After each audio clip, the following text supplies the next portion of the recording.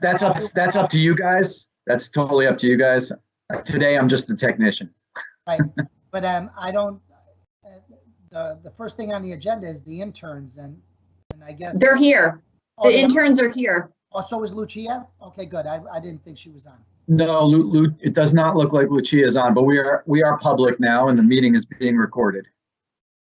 All right, well, I'll call the meeting to order. My name is Angelo DeFazio. I'm the chairman of the Commission of Pharmacy. Today is April the 29th, 2020.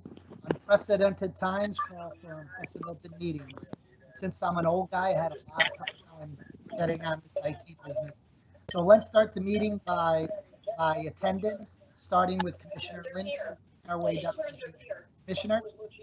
Hi, this is Kristen Linder, Commissioner. This is Marion Guanti, Commissioner. Angelo DeFazio, Commissioner. Rick Carbrick, Commissioner. Debbie Chisholm, Commissioner. Heather Hoynes, Board Administrator. Wow, that went so smooth. I'm very excited. All right, so let's start the meeting with the request for pharmacy internships. Is Lucia Bednarova online? And because of the unorthodox meeting today, I will go back. This is Marion Guanti, Commissioner. Angelo DeFazio, Commissioner. Rick Carbrick, Commissioner. Okay. Anyone that's not currently speaking, can you please make sure you mute your microphone?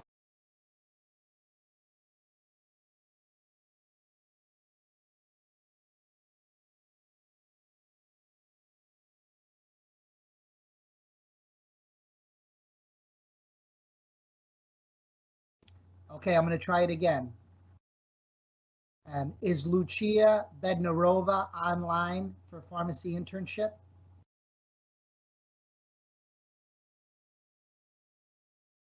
We'll come back to Lucia afterwards. Let's try the second person on the list. Is Sainath Volka online?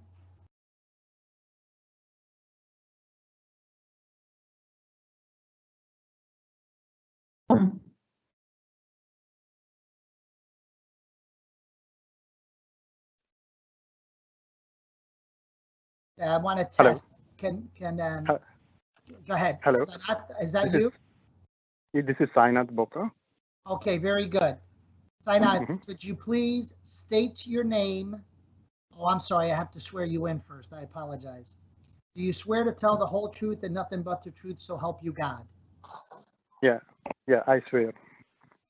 Please state your name and spell your last name for the record. Sainath, and my last name is Bokka. Very good, thank you. So why don't you tell us a little bit about your internship, where you're from, where you've practiced pharmacy in the past, and who your preceptor will be. So my name is Sainath, and I did my PharmD 6 years graduation course in India. And I have, my previous job was on as a drug safety specialist in ESAI, and now I'm opting to do it as a pharmacy internship and with Hancock Pharmacy 3 located on Main Street, Bridgeport, Connecticut, under the preceptor of Anup Kurra. Very good. That's Raj's pharmacy, correct? Hancock, yeah, Raj Pharmacy. Yeah. That's right, Raj Patel. All right, Yeah, very Raj good. Pharmacy. So we know a lot about practice in India, and it sounds like you worked in the pharmaceutical manufacturing industry. So one of the things I would suggest is just to make sure you keep track of your hours, have your preceptor sign everything, and we wish you well. But before that, do any commissioners have any questions for Sainath?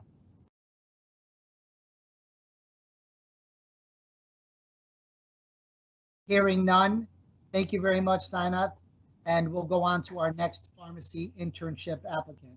Thank you, Angel. Thank you, sir. Very good. Good luck, sir. Thank you.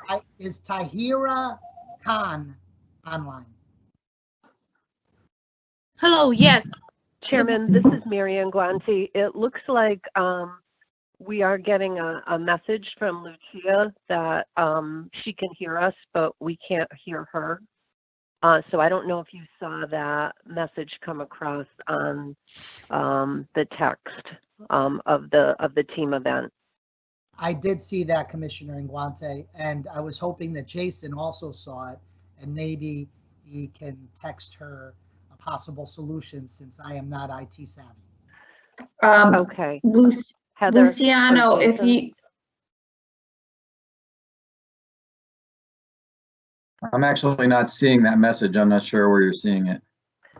I see it if on you the can hear, Department me, of should answer Commissions you live that chat. phone number.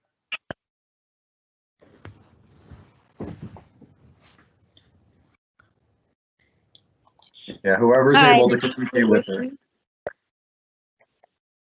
I'll try Lucia one more time. Lucia Bednarova, can you hear me? If you Hey, can this hear is me, Saruchi Kular. I'm on the call. okay, thank you. Lucia, if you can hear me, but you can't speak, could you text the message one more time for us?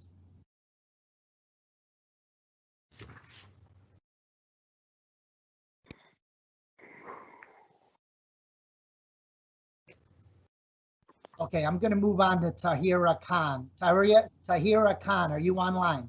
Yes, I am online. Good morning. Okay, good morning. How are you? I'm Let's good. start the Thank you. process by swearing you in. Do you Okay. swear to tell the truth, the whole truth, and nothing but the truth, so help you God? I swear. Please state your name and spell your last name for the record, my dear. My first name is Tahira, and my last name is Khan. K as in Kelly, H as in Hong Kong, A as in Apple, N as in Nest. And I'm from Pakistan. Oh, from Pakistan. Okay, very good. So tell us a little bit about your career so far, where you're doing your internship, and who your preceptor is. Okay, so I worked as an intern in Pakistan as well. Then I came to US. I have worked at Westtown Pharmacy in Manchester for about a year, from September 2015 to September 2016. And then I appeared in FPG and TOEFL, and I started working at Suburban Pharmacy, long-term care at West Hartford from February 2020. I'm working over there as well right now, and my preceptor would be Sangeeta Kusa. She's a pharmacist over there. That's about it. Anything else? So you've been working at the pharmacy since 2016? So I actually worked at Westtown for about a year, and then I stopped working and focused on the tests and stuff. So I just started working this February. I haven't worked since 2016. Oh, okay. Do the commissioners have any questions for Tahira? Hearing none. I'm sure you heard me and the previous intern. Make sure you keep track of your hours, Tahira. Make sure your preceptor signs everything. Our licensing department sometimes misplaces things, so keep track of your stuff, and we wish you well. Okay, thank you. Okay, thank you very much. Now you can go back to work, okay? Thank you so very much. All right, let's see here. Now, I need to move. Hey, Heather, we don't have to do a motion for the interns, do we? No. I'm going to try Lucia one more time. Lucia Bednarova, are you able to communicate with us this morning?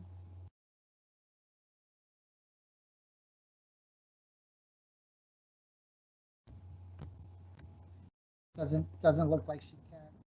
I just provided her the dial-in number again, so you may want to check back in a few minutes. I will. Actually, Lucia, if you can hear me, if you can come in, once you do dial in, just identify yourself so I know you're there, so I can come back to you at a later time. All right, let's move on to new pharmacy applications. This one should be interesting.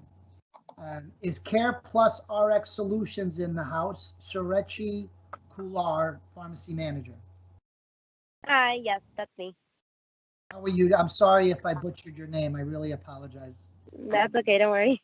Okay, for the record, I need to swear you in. Do you swear to Okay. tell the truth, the whole truth, and nothing but the truth, so help you God? Yes, I do. Could you state your name and spell your last name, please? My name is Saruchi Kular. Last name is Khullar. Thank you, Saruchi. And how long have you been a pharmacist manager, Saruchi? So I was a pharmacist manager for 4 years, Very from good. 2014 to 2018. And is there any physician ownership in this pharmacy? Not mine, no.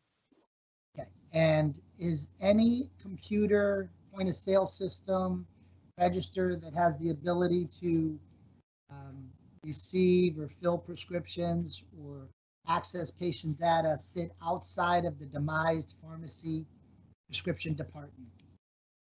No. Very good. Now I'm going to introduce you to Commissioner Chisholm and Commissioner Carbray, who will go over your plans with you. Commissioner? Hi, hello, this is Lucia Bednarova. I'm not sure if you can hear me. I would like to sign in. Hi, yes, I can hear you. I can hear you Oh, fine. yeah, perfect. I can hear you fine. Perfect, thank you. We're going to go through the new pharmacy applications and remodels, and then we'll come back to you. Okay, dear? Okay, yes, great. Okay, Commissioner Chisholm. Okay.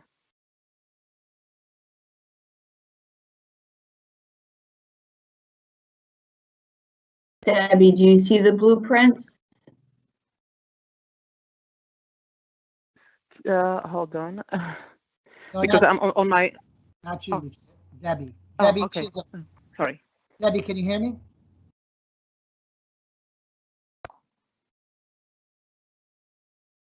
Debbie, be sure to unmute yourself. Yes. Debbie? Commissioner Carbray, would you like to take, would you like to start the process and I'll take Debbie's place?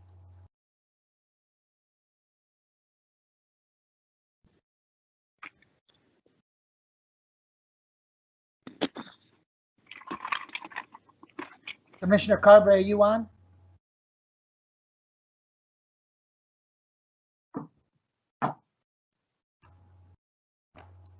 Kristen, can you hear me? Commissioner Linder? Yes, I'm here. All right, why don't you and I do it, okay, Commissioner? Okay. Let's go through it. So I'll just start. Can you see I see Indian River Road pharmacy tenant. Is that the correct? That is the correct one that's up. Surechi, why don't you just start by basically letting us know where the front entrance is? Okay. Let's see.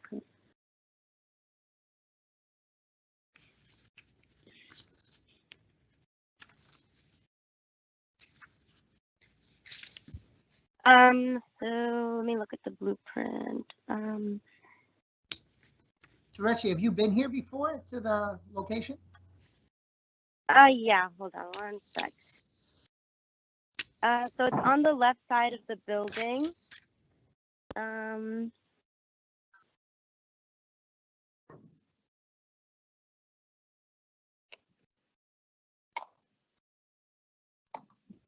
Do you have the blueprint with you? I do. Okay, so it's like the bottom yellow part.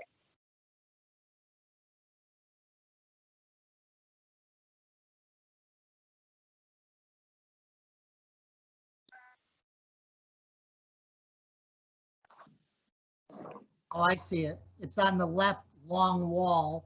Are those parking spaces I see? Yeah, it's in that area, below the yellow part. Okay, so why don't you the walk left us side. through, why don't you walk us through the plan on where the waiting area is, where the prescriptions will be filled, et cetera, et cetera. Okay, so the waiting area is right in the beginning on the left side. And then you go into the pharmacy section, that's the pink area. So that's where the actual prescriptions would be filled, like behind the counters.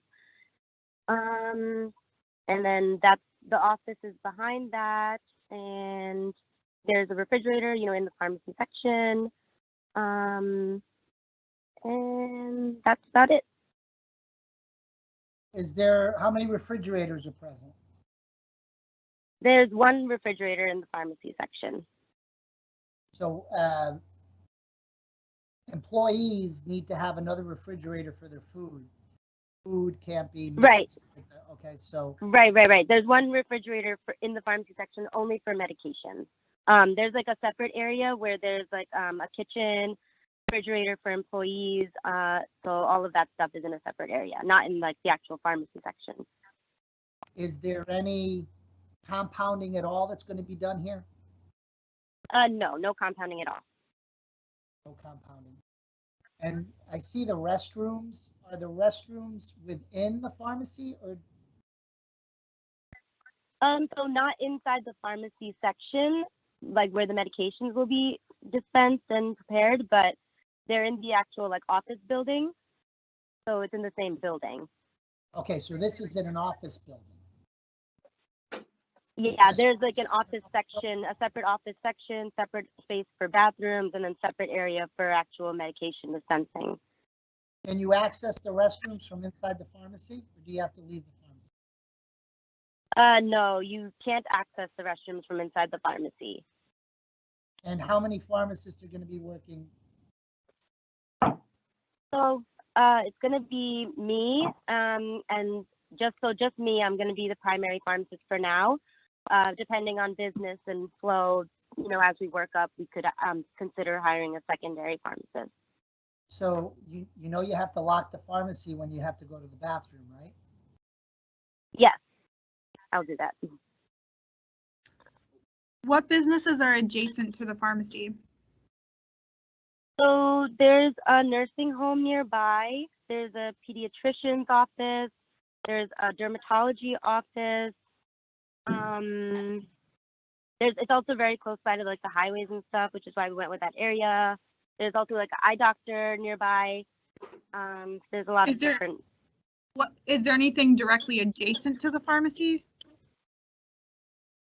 Directly adjacent. Let me think. I think the dermatology office and the eye doctor, they are in the same building. So also that's the pharmacy. Yeah, Commissioner Linder's question basically is that you're demising walls. What other businesses do your walls touch? Sorry, could you repeat that? What other businesses do the walls of the pharmacy touch? Is there a doctor's office connected or next to like? Okay, got you. So just a dermatology office. Okay. And what floor are you on? So we're on the first floor, the ground floor. So you're on the ground floor. And how will the medication arrive from the wholesaler? Is it just through the front door, or do you have access from another door? So it's just going to be through the front door. That's the only way. That's the only way? Mm-hmm. Any of the commissioners have any other questions? Since this is an orthodox meeting, any commissioner that's on that may have a question, please feel free to ask. So Angelo, I am back on, but I do not have any questions. It looks like we were muted because we were on the phone and unable to unmute. Okay, great. I'm almost done with this, but Debbie, could you hear me? I could hear everything. Okay, great. If you have any additional questions, Deb, and Rick, if you're still on, Commissioner Carberry, if you have any additional questions.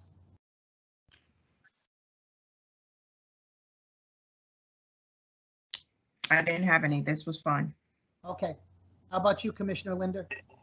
No additional questions. Okay, hearing none. Thank you, Surechi. Thank you.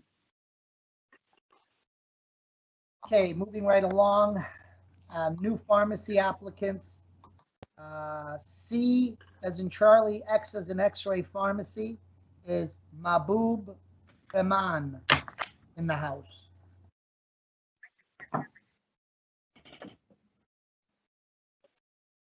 Mahbub Rahman. So Jason, if he's only on the phone, he cannot unmute himself.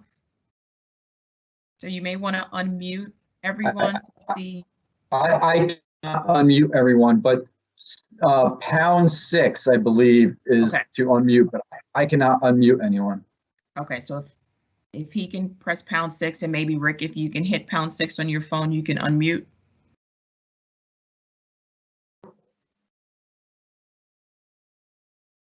Mahbub Rehman. Did you #6?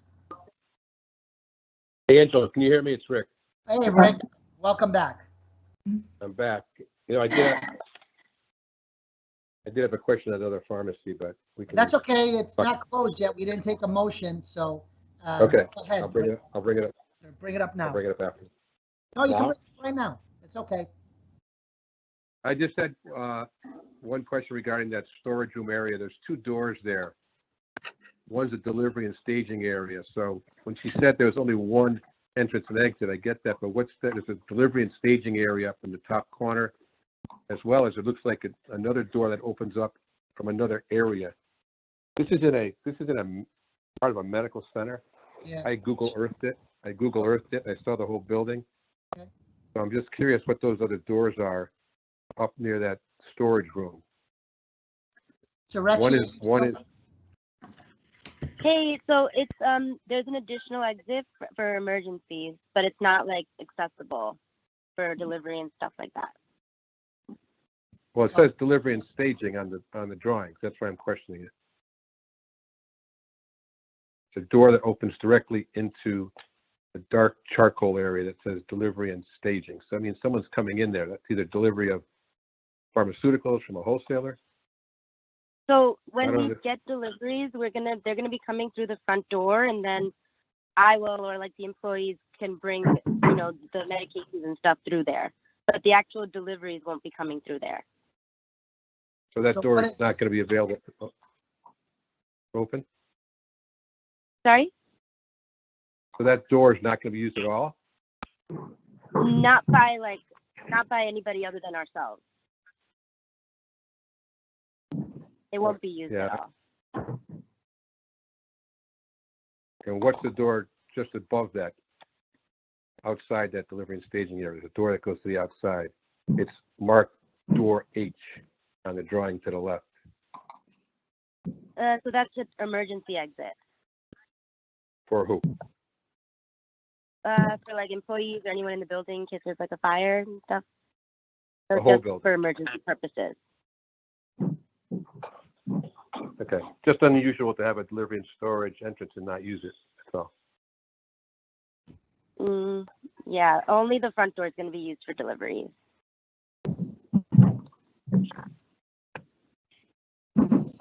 Okay. Any other Thank questions? you. Thank you, Commissioner. Welcome. Any other questions for Care Plus RX Solutions?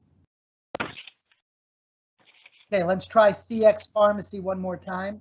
Is Mahbub Rehman available?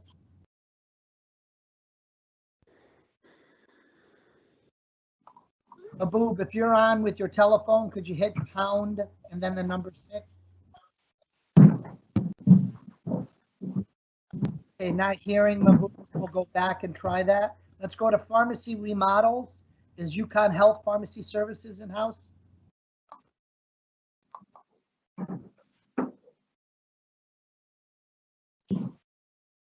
Yukon Health Pharmacy Services? This is Robin from Yukon Health. Can you hear me? I can hear you fine. Thank you. How are you? Robin, could you? I'm good. How are you today? Good. Since your name's on our agenda, could you please state your name, your position, and spell your last name for the record for us? I don't have to swear you in on a remodel. Go ahead. Sure. It's Robin Wall, and that's ROBYNWAHL. I'm the pharmacy manager at Yukon Health Pharmacy Services. Okay, very good. So Commissioner Carbrake and Commissioner Chisholm, if you'd like to take it over now. Okay. All right, Robin. Rick, are you still there? I'm still here. Go ahead, Deb. Okay. All right. So, Robin, kind of walk us through a little bit. What I'm specifically looking for. since we are in this forum and you can't see what I'm looking at and I can't see what you're looking at, just describe for me where your safe is, your refrigerator, and your sink. We'll start with that. Okay, I'm not sure I heard all of that. You want to know where the space is located and where the refrigerator is? Your safe, your narcotic safe? Oh, the safe. Okay, sorry. I thought you said space. All right. So if you're looking at the blueprint that she has up on the screen and you see the capital A in the left upper corner, Yep. that's out in the parking lot. And so the pharmacy is got the solid dark line around it. And if you look in the lower corner there under the A, it looks like a conference room. There's little like 8 chairs. Yep. And then there's a blank square. And then there's another larger square. And just coming to the interior, there's one more square in the interior. That interior square is the vault. It's a like 10 by 10 foot room with a 12-inch concrete wall and ceiling, and of course it's on the concrete pad here. It's got a lot of contacts in the door, as well as the door is a Department of Defense standard, good for 12 hours before you can penetrate it. Okay, so Robin, if I'm looking at those conference tables, am I following kind of that bottom wall and going 3 spaces over adjacent to where it says open space? Actually, if you're following the top wall where it says, where you see the conference room and it says parking lot to the left, and you go conference room would be space 1, going up would be empty space 2, empty space 3, and then just to the right of 2 and 3 is a square in the middle of, that's the vault. I got it. So it's interior, it does not share any contiguous exterior walls. Okay. So you can use the numbers. 105. Yep. It's 105. That's 105. Yep, I see it. Thank you. Okay. Sorry, it's too small for me to see the number on the screen here. Okay, keep going. What about your refrigerator? Okay, so if you go just beyond the vault, continuing on an upper trajectory. Yep. And now there's some sizing going on here. We have, you'll see there's double doors that go to the exterior, and then just beyond that, we've got refrigerators on that side of the room. Right now we have 6 refrigerators and 2 freezers over there. And there's a separate employee refrigerator that if you went to the top, if you go to the top of it and come down to the lower corner, there's kind of this jut out in the wall, and you'll see stairs there that are beyond the pharmacy. But down in that, on the top, the lowermost top portion, I don't know if that makes any sense, the employee refrigerator and the table for breaks and the microwave and stuff are in that corner. Yep, I can see it. Can you see it, Rick? Yeah, I see it. I got to expand the drawing so I can see everything really clearly. You're smart. I can't do anything else, but I can see that. Awesome. Okay, keep going. Can you tell me where the sink is? I think we missed that. Okay, right? so just opposite the vault, you'll see if there's 2 little circles on the wall and a little tiny square. That is, so there's like a closet, that's our coat closet, and then there's a countertop going up to the right still, and there's the sink. Perfect. I got it. Section closet's 106, right next to 106 closet. Yep. Yep, to the upper right, there's the countertop and the sink. Robin is very good at giving descriptions. Thank you. Okay, so tell me a little bit about, this is in a suite, and the darkened walls are totally separated. They go all the way up. Someone cannot walk from the other side of the wall up through the drop ceiling and come in, correct? No, that is correct. The ceiling above us actually is it looks like it's wooden from our perspective, but if you were standing in the suite above us, it's concrete poured over that wood. They had renovations there about the time we moved in, and it's concrete ceiling. Plus, we have motion detectors on our alarms, so you would know if there was any downward penetration. Okay. And so how does the public get into the pharmacy? Is that kind of where that conference room is?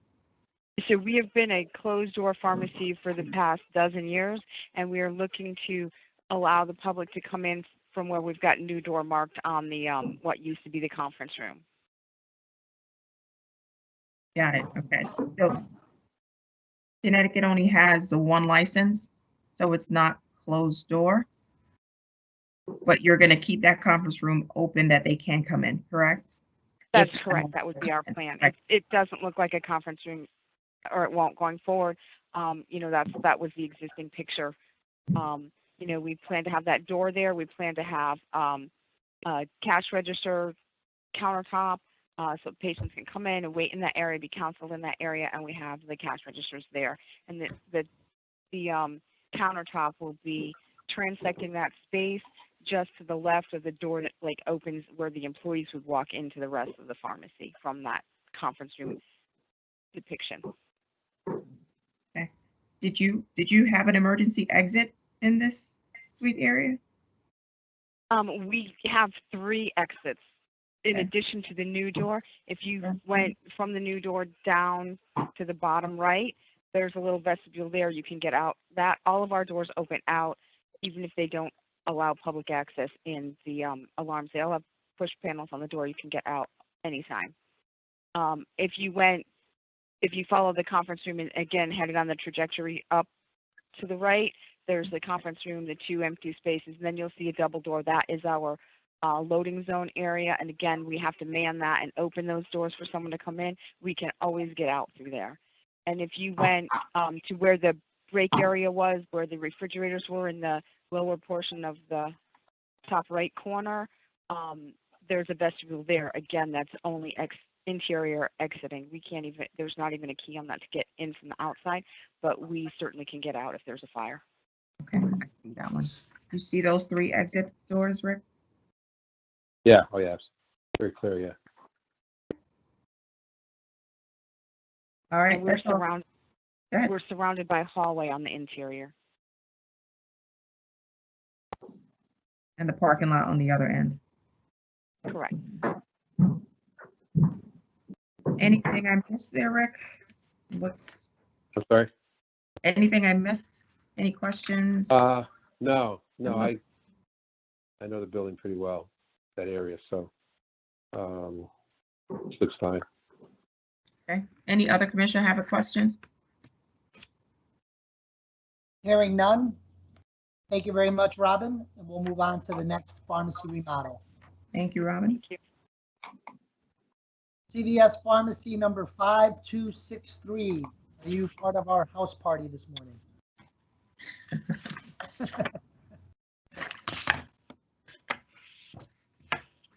We're down the S&P 500 down 10-year treasury yield down to 0.62%. How come the stock market is on? Who's paying attention to the stock market during the meeting?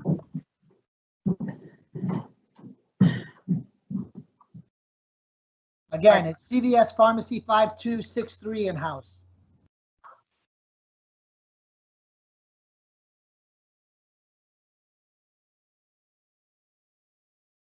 CVS Pharmacy remodel number 5263, 150 Washington Street, Hartford, Connecticut. Maybe press #6 if you are on the phone only.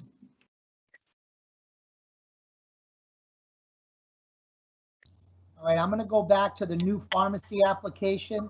Is Mahbub Rehman in-house?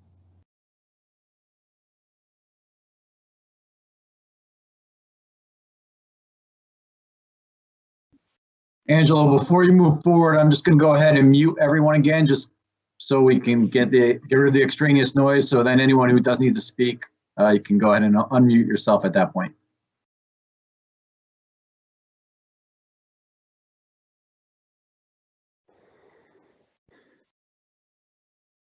Okay, I'll try one more time. CVS Pharmacy number 5263 remodel, Hartford, Connecticut.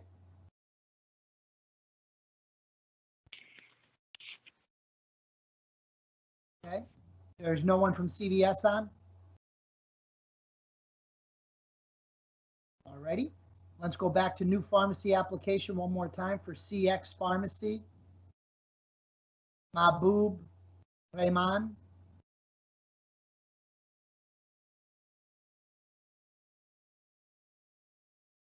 Okay, hearing none. I will come back because of the unorthodox form that we're in. So I'm going to start by making a motion on Care Plus RX Solutions to accept its application as it was presented. I make the motion as Angelo DeFazio, Chairman. Do I hear a second? Second, Identify yourself for the record, please. Debbie Chisholm. All in favor, say aye.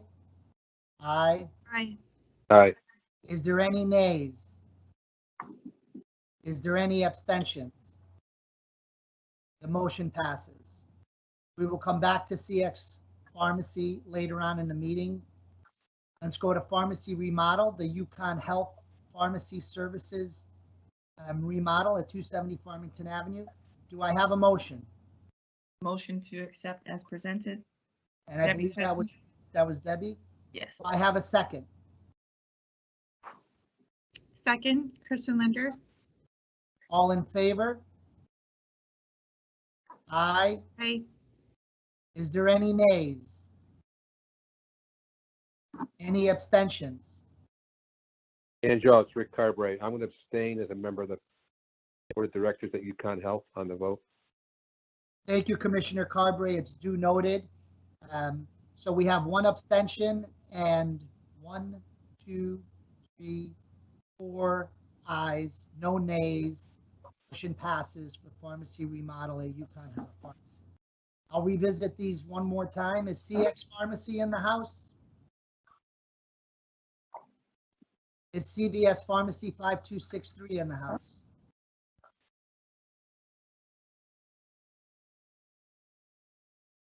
Is that, I see a text message with the letter M. Is that Mahbub Freeman? If you're at the event, could you hit #6 on your phone? That may help so we can hear you.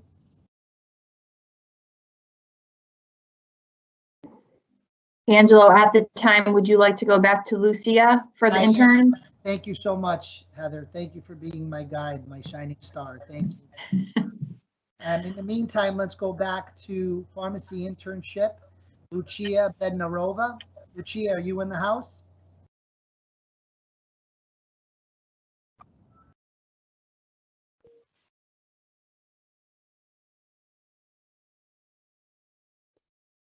Lucia, pharmacy internship. Hello. Hi. Hello, Lucia. this is Lucia Bednarova. Can you hear me? I can hear you fine. Okay, Lucia, great. I'm gonna have to swear you in, okay? Yes, okay. You swear to tell the truth, the whole truth, and nothing but the truth, so help you God.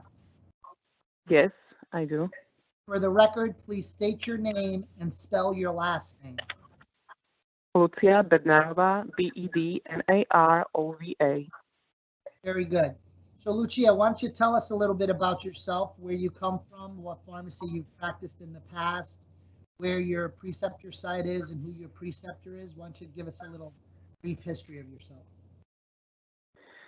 Okay, so I'm coming from Slovakia, where I studied the pharmacy. It was like 13 or 14 years ago. Then we came to United States because we won a green card, and I didn't do anything about my pharmacy license over here because I had kids. So now when they are older, I started doing that.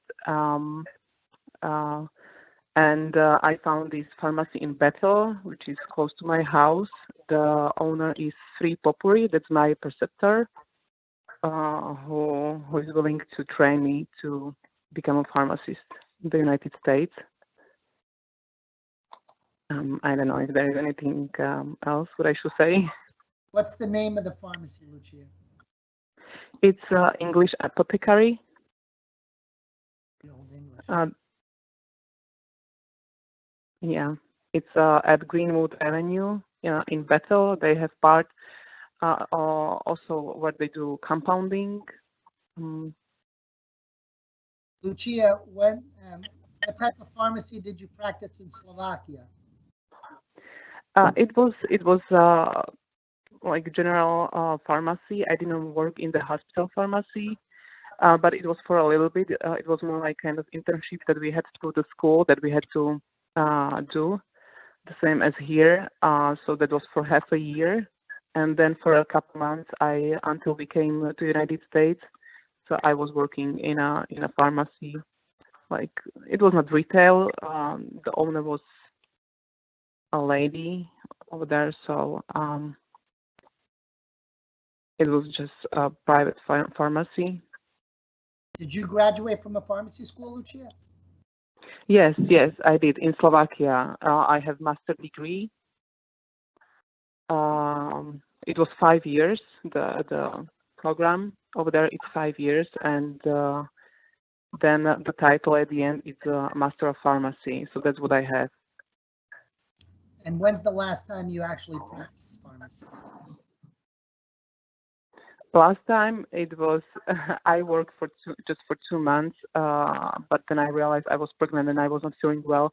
But it was back in New York because we moved to Connecticut 2 years ago. So, but it was really short, and I worked just like a pharmacy technician over there. So I don't really have much experience as a pharmacist or with the pharmacy over here. Okay, so you never worked as a pharmacist in Slovakia, only as a pharmacy technician. In Slovakia, yes, I did for a couple months, for 3 months. Okay. But here in United States, I didn't. Okay, and when were you a pharmacist in Slovakia? It was in Bratislava, the capital city. What year? It was 2005. Yes, 2005. So you haven't practiced pharmacy in 16 years? 15 years? Yeah, yes, correct. I was stay-at-home mom, so now I feel like it's for me time to go back to studying and doing the pharmacy, which I really love to do. So it's just the circumstances were not really good for me. So, do the commissioners have any other questions for Lucia?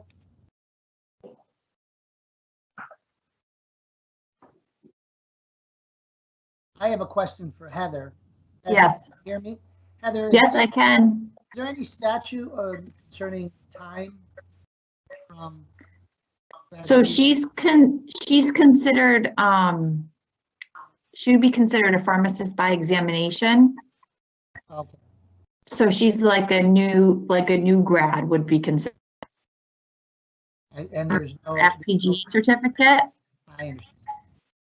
And so basically she's doing it all from the beginning. So technically all she has to have done is graduated from an accredited school, which that's what the FPGE certificate certifies. Very good. That's fantastic that you're getting back into the workforce, Lucia. Any other questions from the commissioners? Yeah, thank you.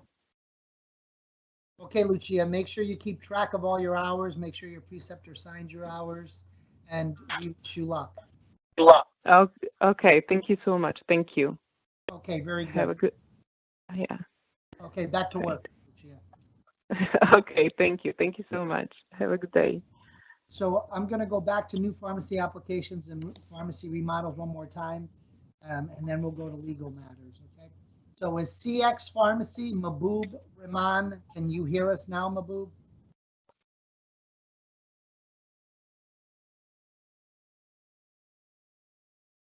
I know he was actively texting, and perhaps he'll, Mahbub, if you can hear me, this is Angelo DeFazio, the chairman. If you can hear me, when you do come online, just announce yourself so I'll know you're there, that we can get back to you. How about for a pharmacy remodel? CVS. Sir, Pharmacy. this is Mahbub. Can you hear me? Oh, very good. Very good, Mahbub. Very good. I can hear you. I can hear you. All right. Thank you. So Mahbub, I need to swear you in. Do you swear to tell the truth, the whole truth, and nothing but the truth, so help you God? I do. Could you please state your name and spell your last name for the record? Sure. My name is Mahbubur Rahman. Last name is Rahman. R as in Robert, E as in Edward, H as in Henry, M as in Mary, A as in Apple, N as in Nancy. And Mahbub, is there any physician ownership in this pharmacy? No, I do not.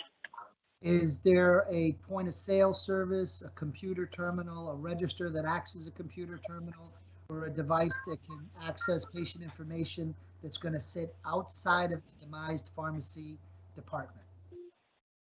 No, it does not. Okay, very good. Commissioner Chisholm, Commissioner Carbray, continue.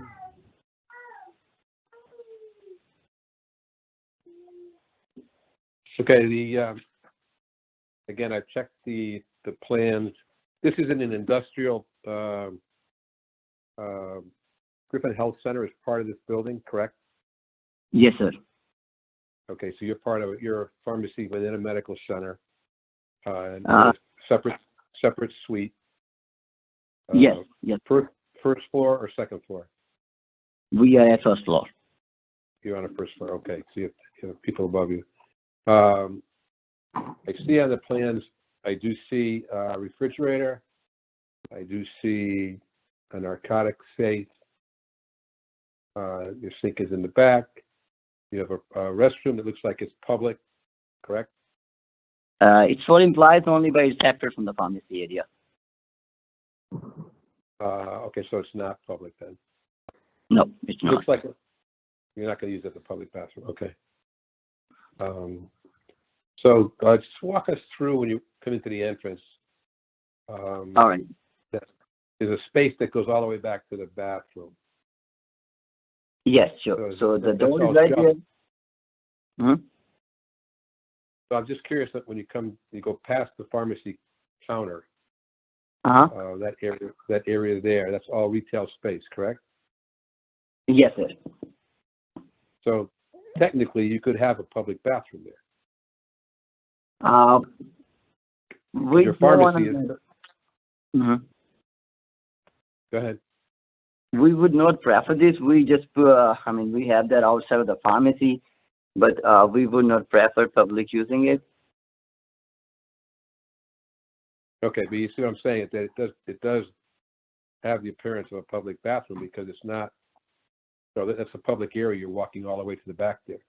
Your pharmacy area where you're actually just. Yeah, the reason we have the bathroom here because right next to the bathroom is the vaccination area. And we want to keep it right next to the vaccination area. In case I have to do CPR, I can do that on the floor. And then if we need water access, we can, definitely if the patient wants to go there, then we can definitely let them in. But generally, we want to keep it for the employees. Okay. Just one entrance and exit, correct? Yes, there is one entrance, yes, sir.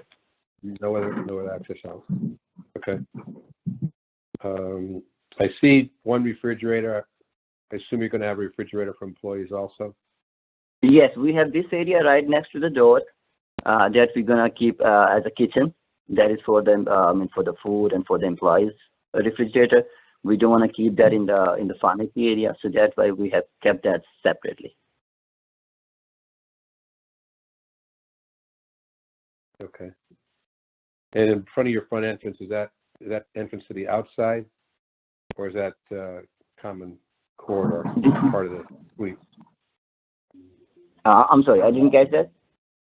When you enter into the pharmacy from outside that front door, what's out there? A corridor to the rest of the suite, or is that out to the parking lot? What's that? Parking lot. The outside is the parking lot. Okay, so you're and adjacent to you on either side are other tenants of the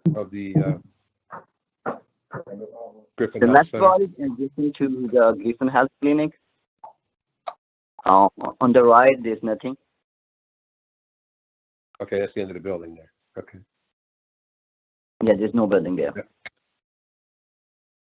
Okay, and so your walls are continuous. What do you have up is there anything up between the first floor and the second level in terms of security cameras, any kind of security ability to make sure that no one can come down through from above you? There's no such entrance. We do have security cameras, but there's no such entrance that anyone can get in except the front door. Right, so your ceiling is secure from penetration? Yes, ceiling is totally secured. Okay. Again, I looked at this location on Google Earth, so I have a pretty good idea how it lays out. So, Commissioner Deb, do you have any questions? No, no questions or concerns. Okay, thanks. Yeah, it looks good. Any other commissioners have any questions? In this forum, we can do this. Hearing none. Thank you very much, Mahbub. Thanks for the technical difficulties. Thank you very much, Commissioner Chisholm, Commissioner Carver. Thank you for being with us. Thank you. Yeah, let's move on one more time for pharmacy remodel and CVS Pharmacy 5263, Hartford, Connecticut. Is CVS here? Hi, this is Derek, the district leader here. Sorry about the technical difficulties earlier. CVS, a little late to the party, CVS. Yeah. All right, Derek, why don't you please state your name, your position, and spell your last name for the record, and Commissioner Chisholm, and then Commissioner Carberry will ask you some questions on the remodel. Go ahead, sir. Sure.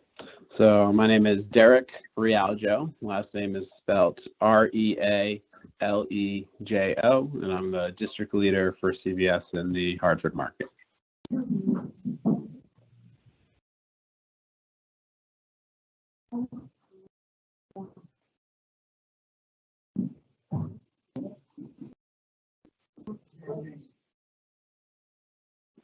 Commissioner Chisholm. Carberry? Yep. Yeah. So this is basically the same remodel that's gone throughout the CVS stores over the last couple of years, if I'm correct. Mm-hmm. So just walk us through, make sure that we're just extending out that pharmacy at the bottom right hand of where the RX seating is. Yeah. So exactly. That dark black wall there coming out. It's really extending the pharmacy out, correct? Exactly. Yep. So those are 3 registers right there that we're extending a few feet forward on it there. And due to that, we'd have to build that darker wall, which is a transition wall there. And the scope of the work is just really focused on increasing the waiting bin space and creating larger, taller waiting bins and extending those out on it there. And because some of the retail space is being moved around a little bit, we have to slide the aisles back and towards the top of the screen to accommodate for that space and the waiting area for the pharmacy as well as the queue line for the pharmacy as well. Right. And everything else in there stays the same in terms of your safe and refrigerator and nothing's moved from what I can see. Yeah. Nothing's moved, just those registers. Mm-hmm. Okay. Yeah, it's been a standard thing that CVS has been doing over the last couple of years that we've seen. Yep. Debbie, any questions on this one? No questions. Pretty straightforward. Yep, Any other absolutely. commissioners have any questions? Hearing none, we'll go to making a motion on the new pharmacy application for CX Pharmacy in Shelton, Connecticut. Do I have a motion? Motion to approve CX Pharmacy as presented. And that was Commissioner Carberry. Do I hear a second? Yes. Second. This Debbie Chisholm. All in favor? Aye. Aye. Aye. Aye. Is there any nays? Any abstentions? Motion passes for CX Pharmacy. Moving to pharmacy remodel. CVS Pharmacy number 5263, Hartford, Connecticut. Do I have a motion to approve? Motion to approve CVS Pharmacy number 5263 in Hartford for remodel as presented. Do I hear a second? Second, Debbie Chisholm. So Commissioner Carberry, first motion. The second was Commissioner Chisholm. All in favor? Aye. Aye. Aye. Aye. Any nays? Any abstentions? So moved. All right. Right. Now let's move on to legal matters with Attorney Michael Ando. Esquire, are you available? Yes, I am. This is Michael Ando, Counsel for Drug Control. Good morning, Commissioners. Good morning, Attorney Ando. Good morning. All right, I think the commissioners do have both cases in front of them. Attorney Ando, let's start with case number 2018-3530. Okay, so again, Michael Ando. This was a case that started in October of 2018. It was the subject of a complaint initially. The patient was dispensed medication in and reduced strength. Pardon me. It was about half the strength that was supposed to be in the prescription. After returning this to the pharmacy, this pharmacist returned the improperly strength drugs back to regular stock. So there was, as a result of this, an error that was not reported within the 2 business days required under Connecticut statute and regs. And then there was also a return to stock inappropriately of drugs. No indication necessarily that there was any sort of bad faith here. However, obviously, the drugs had been out of stock, potentially exposed to contamination. In this case, there was a step-down meeting with Commissioner Rick Carbray. Ultimately, as a result of this meeting, it was decided that an agreement was appropriate here. This pharmacist had not had a history of disciplinary action through the Drug Control Division, and almost immediately following the compliance meeting, the pharmacist took it on their own initiative to go and take the 15-hour continuing education course that we typically require as a result of first-time errors and occasionally in conjunction with larger agreements as well. So he has already completed that, which would have been one of the requirements that we would have liked to have seen in an agreement. This agreement also incorporates a penalty in the amount of $5,000. The individual has indicated he's already prepared to pay that.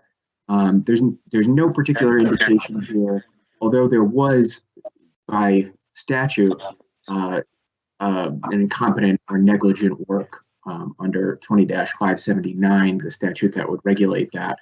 There's no indication here necessarily of bad faith or of continued problems or of a history of this type of problem. So we feel that with the continuing education in that penalty, civil penalty in the amount of $5,000, that it would be an appropriate and sufficient deterrent. Is there any questions from any of the commissioners? I do have just one question. Certainly. And Attorney Ando, what's the local police department unwanted drugs? How did that come into play?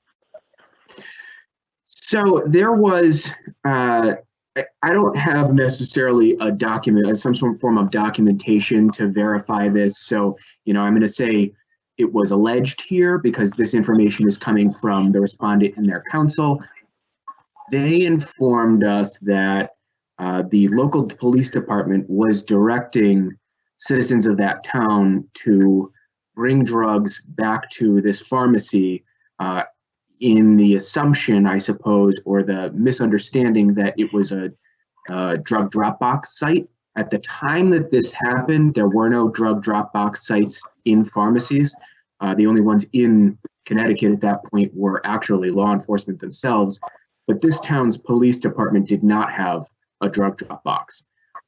So I don't necessarily have some kind of evidence one way or the other, but this respondent did indicate that they essentially believed that they were helping the police because the police were directing people to them and they thought they were empowered, so to speak, by the fact that the police were engaging in that. So again, not necessarily any evidence that we have right now one way or the other, but according to the respondent, it was a good faith attempt to help the community, that it wasn't necessarily some sort of a plan to resell drugs or something along those lines. But that is where the police department's involvement came in. It was not in a criminal charge type of sense. The question begs, where did those drugs end up? Right. So at least these that we're aware of, obviously they were, as a result of the complaint, they were identified. They were identified as not being properly controlled. There were approximately 60 pills, tablets in this case. If there were more, it was indicated that they were, more not from this one incident, but from other prescriptions. It was indicated that they were, being sent back to, for manufacturer, not redispensed. We don't necessarily have evidence to say that they were redispensed or not redispensed.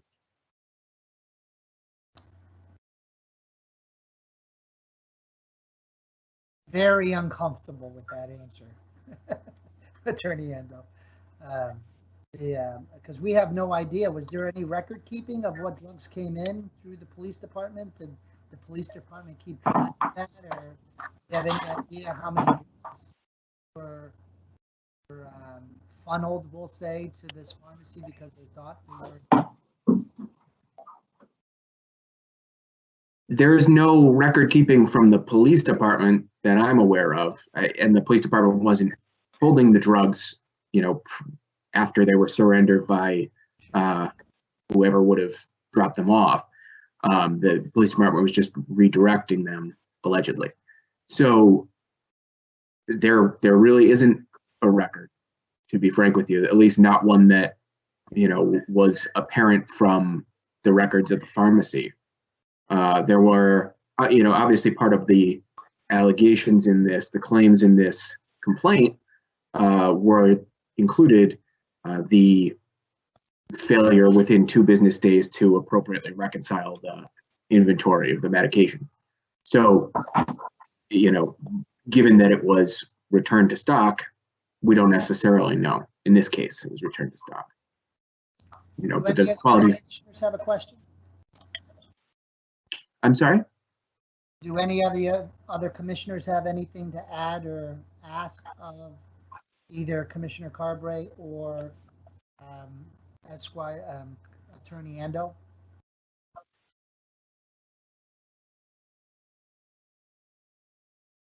Okay, hearing none, I'll accept the motion to accept the $5,000 penalty and waive the CE since good faith.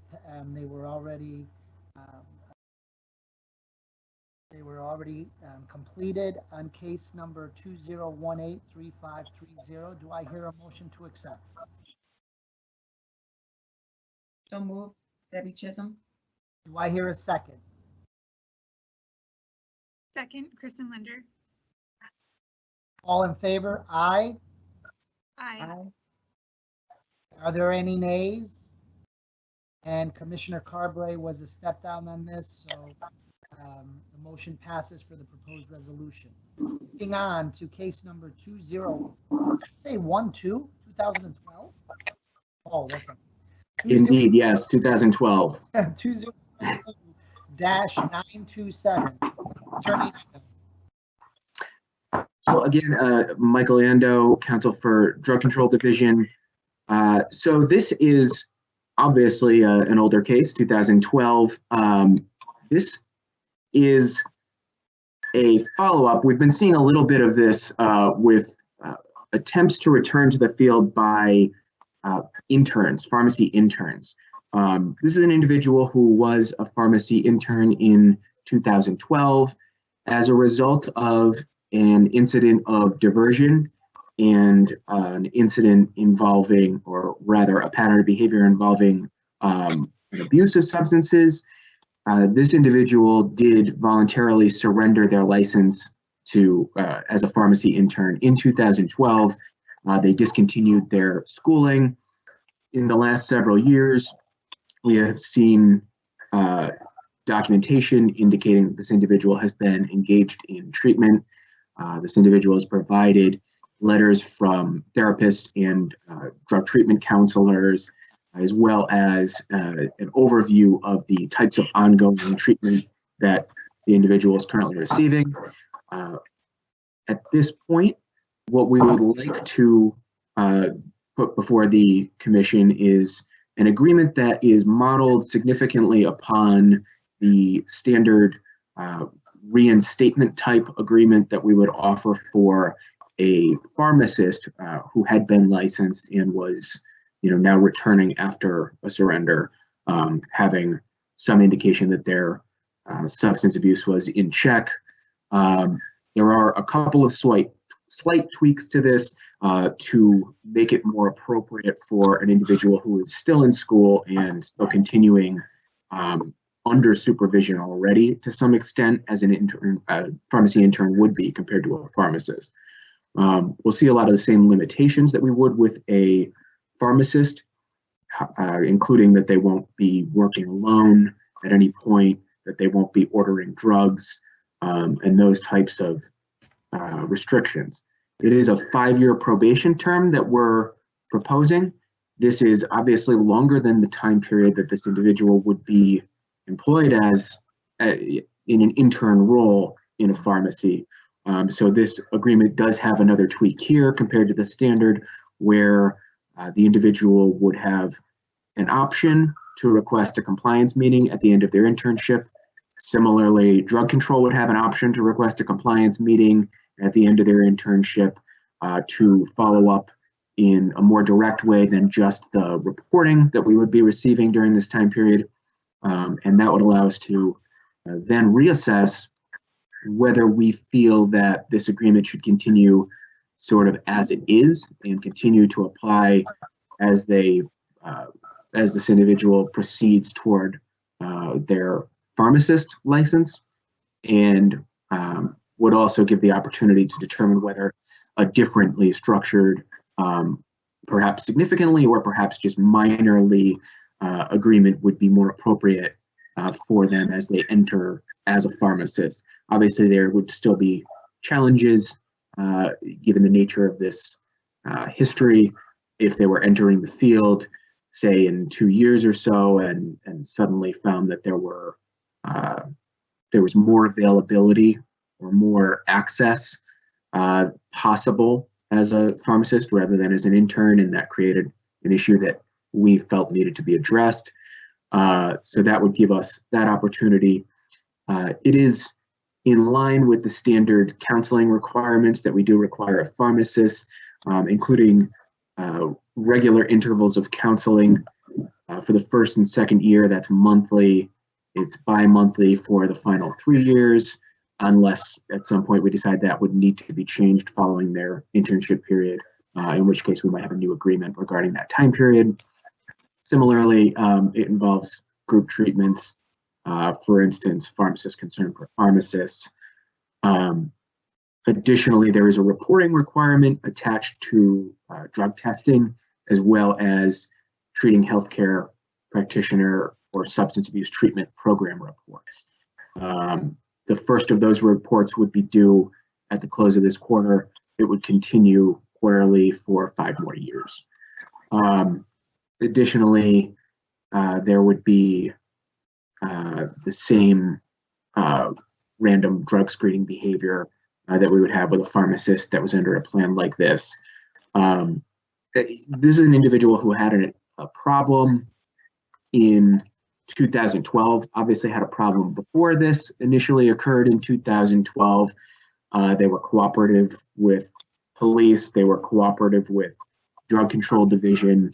Now here we are, over or approximately 8 years later at this point, and they would like to give this another shot and attempt to finish their study and engage in the career of pharmacy.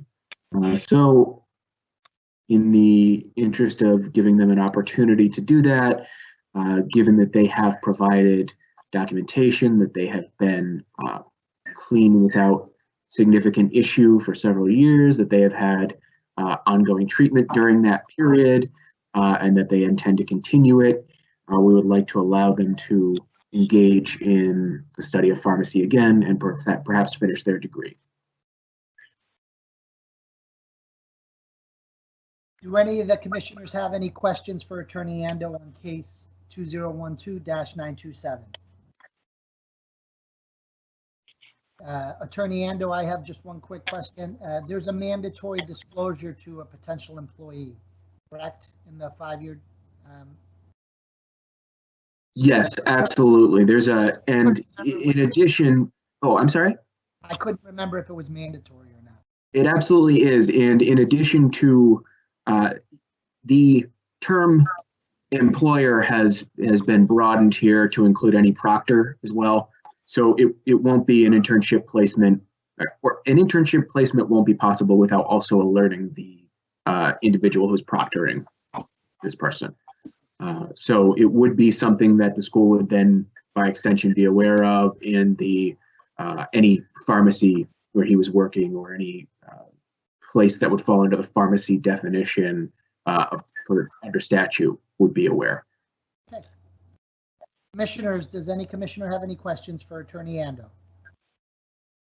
Hearing none, I will accept a motion for the proposed resolution of reinstatement agreement on case number 2012-927. Do I have a motion?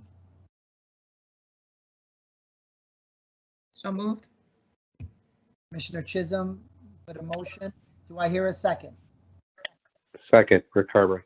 Second from Commissioner Carberry. All in favor, please say aye. Aye. Aye. Aye. Is there any nays? Is there any abstentions? The resolution passes. Commissioner Ando, how are we looking for cases for our next board meeting? Do you have any statistics for us? I know it must be during this COVID period. Yeah, things are a little in the air, to be honest. I don't know necessarily what will be closed by that point.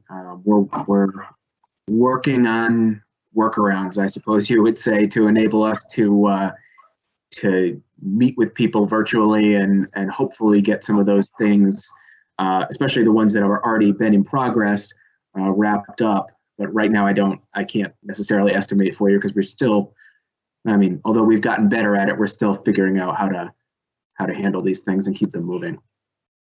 Okay. Attorney Ando, I do have one question about the last case. Yes. Was there a step down? There was not a step down in the reinstatement discussion. I don't believe that there was a compliance meeting that would have required a step down in 2012, but I can't say that for absolutely certain. I don't have a record that would indicate that there was a step down in 2012, but there was not a step down with regard to the agreement today. Okay, thank you. Keeping Attorney Ando in his seat, under miscellaneous legal matters, a request to modify Stephen Dixon's settlement agreement. Attorney Ando? On this matter, commissioners, Michael Ando, Counsel for Drug Control. On this matter, the division is not taking a position. We would leave it to the discretion of the commissioners. We are certainly available for questions regarding ongoing agreements.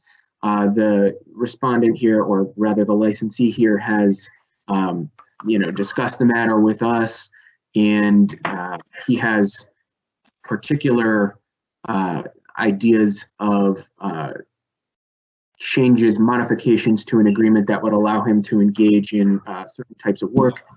We don't oppose or necessarily support.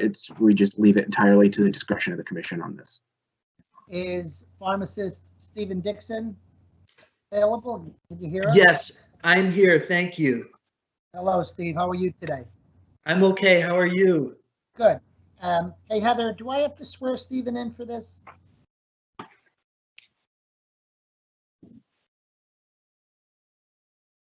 What was that, Angela? Do I need to swear Stephen in for this? Yes, you do. Yes. Stephen, do you swear to tell the truth, the whole truth, and nothing but the truth, so help you God?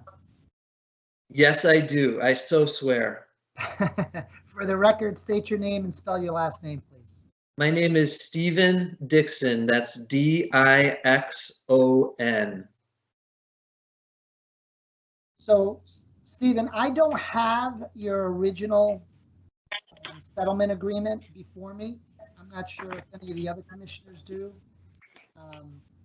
But if you could just tell us a little bit of when it started and what changes you'd like to make to that settlement agreement and why, we'd really appreciate it. Yes, thank you. So my reason for approaching the commission was an offer of a job.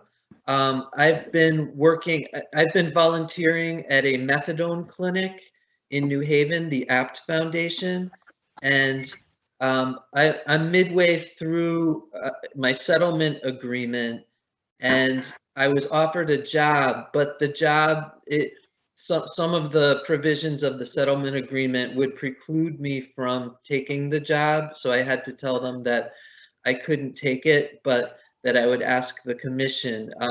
So specifically, the paragraph 12B and C that prevent me from, power of attorney for ordering and storing controlled substances, and prevent me from being a manager. So I was offered a manager job, and I know this is a very big ask. I've never heard of pharmacists on a settlement agreement being allowed to manage, for example. But I was wondering, I have heard that some pharmacists on settlement agreements have been given limited power of attorney.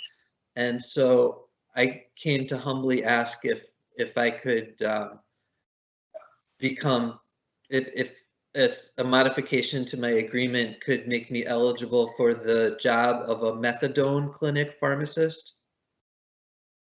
So I just want to be very clear, Steve. You're not asking to be the pharmacy manager at the methadone clinic, but you're asking to be a staff pharmacist who has the ability to order, schedule, is that correct? That's correct. Could you tell me when your agreement began, Stephen? Yes. So I first got in trouble in 2016. That was September of 2016. I had become dependent, and my colleagues noticed that I was in bad shape and sent me to the emergency room. And so I've been on a settlement agreement since 2017. Unfortunately, I also had a relapse in late 2018, but it was very self-contained, did not involve work in any way, and I have made many changes to my recovery regimen. So I think that I feel comfortable taking on the responsibility of power of attorney. One of the things that I never, what I got in trouble for, if I can talk about it, is that okay? Oh, absolutely. We appreciate Okay. candor. It takes a lot of courage to talk about this, and I appreciate your courage, Stephen. Yeah, thank you. So what I got in trouble for was taking controlled substance from waste. So I was compounding IV medication, and it was documented as having been wasted, but instead I consumed small amount of it.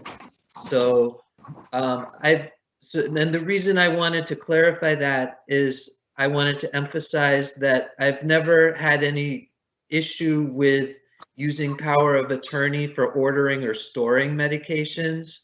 So my issue was taking from waste. Stephen, and that was your initial reason for a settlement agreement. What happened during your relapse? What was the drug? And could you describe what happened there? Yes, thank you. My relapse was limited to a 2-week period, and I'm not trying to minimize in any way. I've completely changed my recovery regimen, and I take it very seriously. As many people in recovery do, I had a brief relapse. The substance, it was one substance, it was cocaine. And I tested positive on a drug screen, but it was not a medication that I was working with in any way. And the retail pharmacy that I was working in did not stock that particular drug. and it was something that I used over a 2-week period. This was in late 2018. It was detected on a drug screen, and since then I have made many changes to my recovery regimen. So, for example, I've switched to a new therapist who's a much better therapist and a much better fit for me. And I feel a lot more confident now that I have this new therapist. Also, I've switched more, from a focus on the very self-focused, like Narcotics Anonymous, 12-step approach. Though I'm still doing that, I've switched to an orientation of service. So that's how I ended up at APT Foundation, the methadone clinic. I engaged myself in national service, and I was assigned to the methadone clinic, doing things like Narcan trainings and helping with therapy for the methadone clients. And that's why I came to see a new calling for me in my career is when I had experience at the methadone clinic, I realized that a career helping people who have the same problem as me would be very fulfilling. And so that's why I decided to request the modification.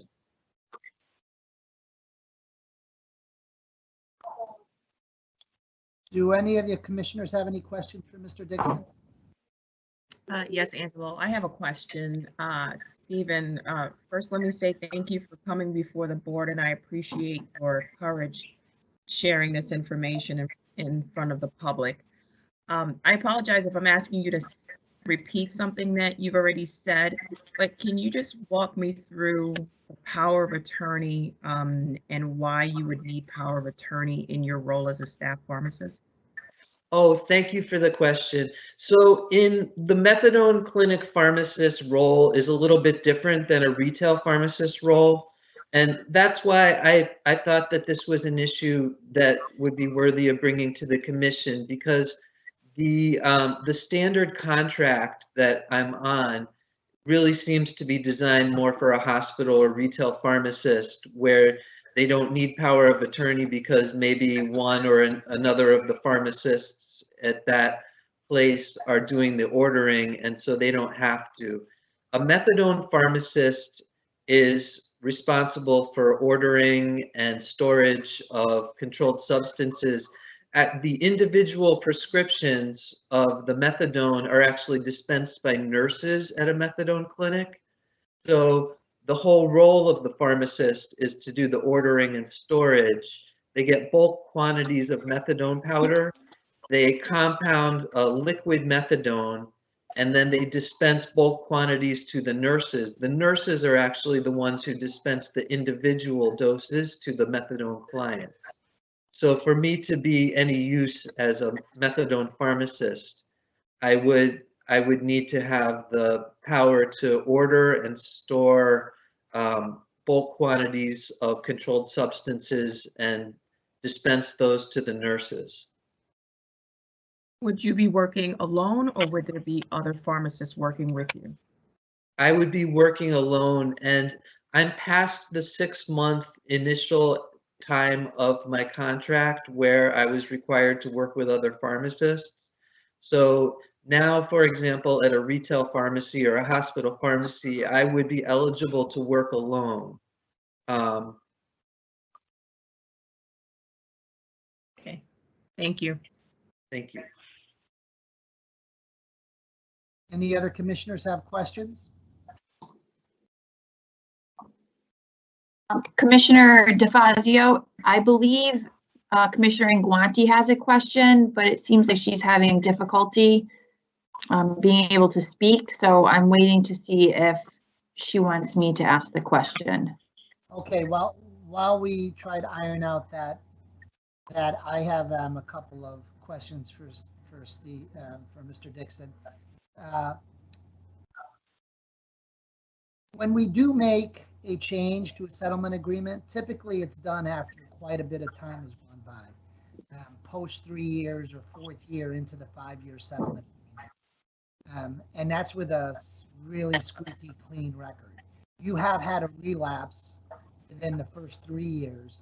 So because of the relapse of 2018, it hasn't even been 2 years, and you're asking for a change in a particular unit where the Schedule II drug is the drug. It's methadone is there.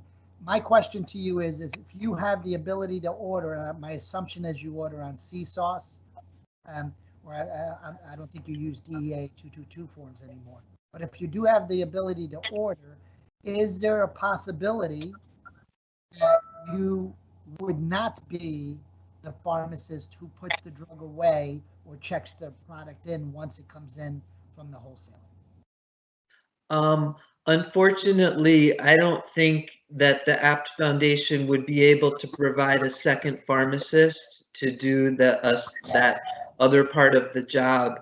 I would have to be able to do the ordering and the storage and the checking in if I would be any use for this job. And I realize that this is a very big ask. I apologize that I can't provide any assurance like that, Commissioner.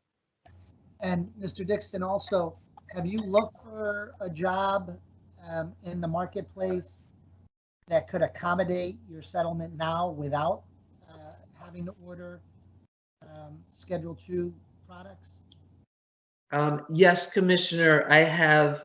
And I was working for 4 months in a retail pharmacy in Waterbury, but at this point, unfortunately, I'm having trouble even getting hired as a technician. My main background is in hospital pharmacy, and I've unfortunately not had any luck getting a job that I would qualify for with my current agreement. I've tried very hard. Mary, are you available? Commissioner Inguante?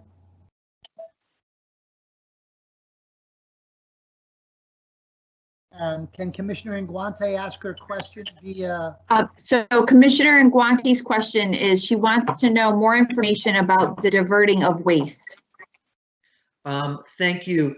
So what happened was specifically on the day that I got in trouble, there was a fentanyl drip, a fentanyl infusion compounded and an Ativan infusion compounded, and instead of it was documented that it was wasted by another pharmacist, and I was the second pharmacist confirming the waste, and I consumed a small quantity of it. I did not remove it from the hospital premises, but I'm not trying to minimize the seriousness of what I did, and that was specifically what I did.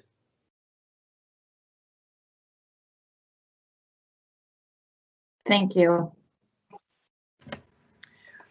Angela, can I ask just a follow-up question to what you had asked about the retail pharmacy? So, Stephen, you said, if I understand correctly, you worked for 4 months at a retail pharmacy? Yes, that's correct. And what was the nature of you leaving? Well, when I had my relapse, then I was no longer qualified to work alone. And so I wasn't able to stay, unfortunately. That was in late 2018. They were happy to have me, and they would have let me continue. But because I was given a new contract, the contract said I couldn't work alone for 6 months. So I had to leave that job, sadly. Okay, thank you for that. Attorney Ando, are you still on, sir? Yes, I am. Could you give us the exact date of the original settlement agreement if you have it before you? I don't have it. Yes, I do. I apologize. Let me just find this because. And while you're looking for that, I'd like to know when the relapse took place, exact date, and because it sounds like the 6-month window began again in 2018. So the initial agreement was created on November 15th of 2017. The surrender by the licensee occurred on September 14th of 2016. The self-report for the violation of the agreement, which would have been following the positive drug test, occurred on January 3rd of 2019. And then this current agreement was ultimately executed on January 30th of 2019. I'm sorry, and you asked for another date, and I'm not sure if I covered it in the relapse, but you did. I didn't realize it started so late. So this was really a 2017 agreement, and there was a relapse a year afterwards. So not even 2 years have gone by since the relapse then. So Michael, did you say the date was January 3rd, 2019 or 2018? January 30th of 2019 is when this current agreement came into place. Which again bumped it up to another 5-year period, as the initial one would have been. Okay, and so the relapse took place.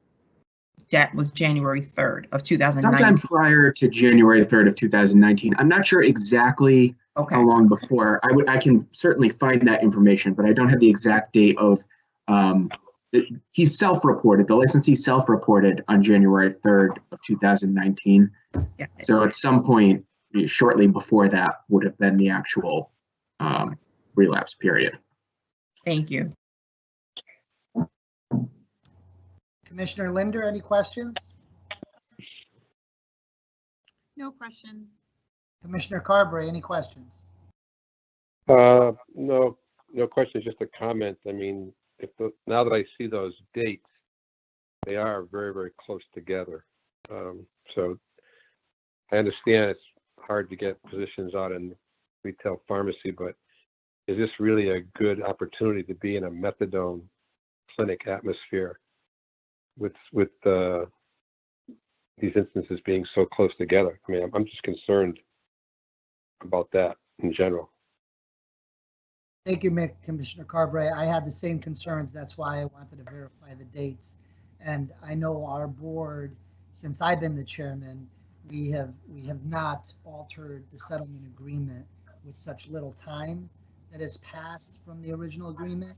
And in this particular agreement, there's also a relapse that we typically, that when we do approve a change to the settlement, that there typically is not.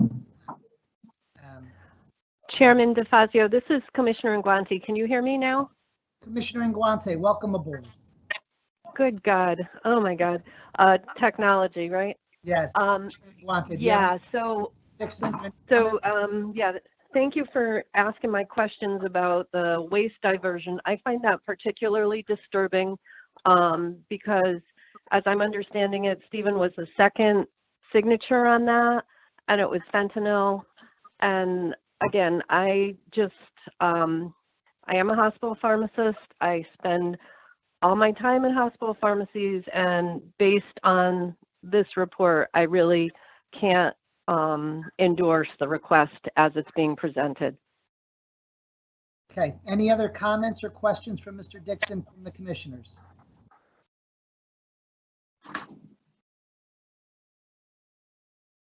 So in accordance of Robert's rules, I, as the chairman, will make a motion to accept change in the settlement agreement, but then we will individually, in this case, I'll call upon the commissioner to vote yay or nay, and then we'll add up the yays or nays, and then we'll see whether or not the motion passes. So in accordance with Robert's rules, I make a motion, Angelo DeFazio, Commissioner, to accept a change to the agreement to accommodate Mr. Dixon's job proposal. Beginning with Commissioner Linder, yay or nay? Nay. Kristen Linder. Commissioner Carberry. Commissioner, you first got to second the motion before you can vote on it. So Commissioner I Carberry, will thank you second. Yeah, second the motion. Thank you, sir. I will second your motion. Okay. Now you can take a vote. Thank you very much.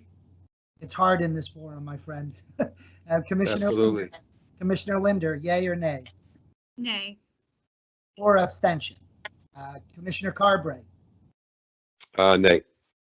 Commissioner Nguante. Nay. Commissioner Chisholm. Nay. And I, as commissioner, also vote nay. Stephen, I just want to make a small comment. The motion does not pass, but I want to make a comment that your courage is well noted, and I'm glad that you're on the right course now. As more time passes, as you get closer to the end of your agreement, and you want to come back to the commission, and perhaps with a little more time that has gone by since your last relapse, with really great positive news, I pray for you, and I know I speak for all the commissioners on their behalf, that we wish you well, and we hope that you can beat this, and we hope to see you in a job really soon. Thank you very much, commissioners. Okay, we appreciate you being here today very much. Thank you. Okay, moving on. Let's now the addition. Commissioner Guante has something to say about the MPJE program. Commissioner? Thank you, Chairman. I just have a quick update. I would like to let you all know that Agent Abdelghani and myself completed the 2020 MPJE item development exercise. And this is an annual assignment which we participate in, and this consists of accessing the item writing material via the secure NABP web portal and writing new questions for our Connecticut MPJE exam based on the competency needs outlined by the NABP. We use the development resources and the template for authoring the items which the MPJE, the NABP provides for us. They also had a training review webinar in February, which I participated in, and we completed the assignment on time, and it was submitted on March 13th. And that concludes my report. Thank you, Commissioner Nguante. I know it's a lot of work, and we really appreciate you doing this on behalf of the commission. Any questions for Commissioner Nguante? No, just a comment, Rick Carberry. I want to thank Mary for offering to do the NABP delegate for us this year. Yes, me too, Mary. Thank you. On behalf of all the commission, thank you very much for doing that. I'm glad to help. Thank you. And with that, I will take a motion. You know, Heather, do I have to take a motion? Yes. Okay. Yes, you do. You do. Thank you. Do I have a motion to approve Mary Nguante's report on the MPJE? I'll make a motion. Here, second. Second. All in favor? Aye. Aye. Opposed? Abstentions? So moved. And now approval to accept the Commission of Pharmacy meeting way back to January 15th, pre-COVID January. Do I have a motion to accept the minutes as presented? Move to accept as written, Commissioner Nguante. Commissioner DeFazio seconds. All in favor? Aye. Aye. Opposed? Abstentions? So moved. With that, I don't think I have to go back. I think everything on the agenda was taken care of. Now, one of my meetings. I will accept the motion. Commissioner DeFazio, did you want to open it up to see if there's any questions? Oh, thank you, Heather. I forgot that part. Are there any public questions that were filtered to our attention? The only way that the public can submit questions is on the question and answer chat area, which I've just opened up. They can't speak, but they can type into the question and answer chat area, so we can watch for any questions entered there. Very well. Has that question and answer period been open the whole time of the meeting, Jason? No. Based on a prior discussion, we said we would open it up just at the end of the meeting. So I've just turned that on now. Okay, very well. So why don't we keep that open for at least another 4 or 5 minutes for the public to enter a question? Is that an appropriate period of time, you think, commissioners?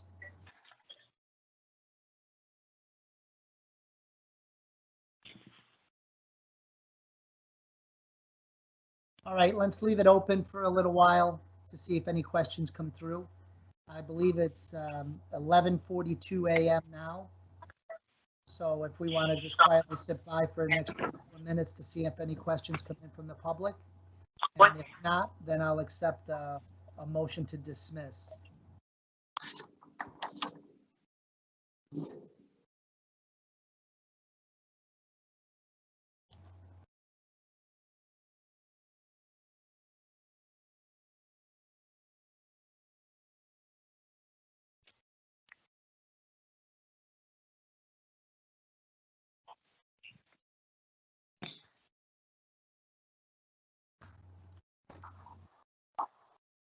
No questions? Jason, do you see any questions, or Heather? Nope, I nothing. don't see anything, no. Nope. Jason, is there any way that you can let us know, the commissioners know, how many people are still on? Right now it says 7 attendees. Okay, so, and 6 of them are commissioners and Heather. So I will accept the motion to adjourn.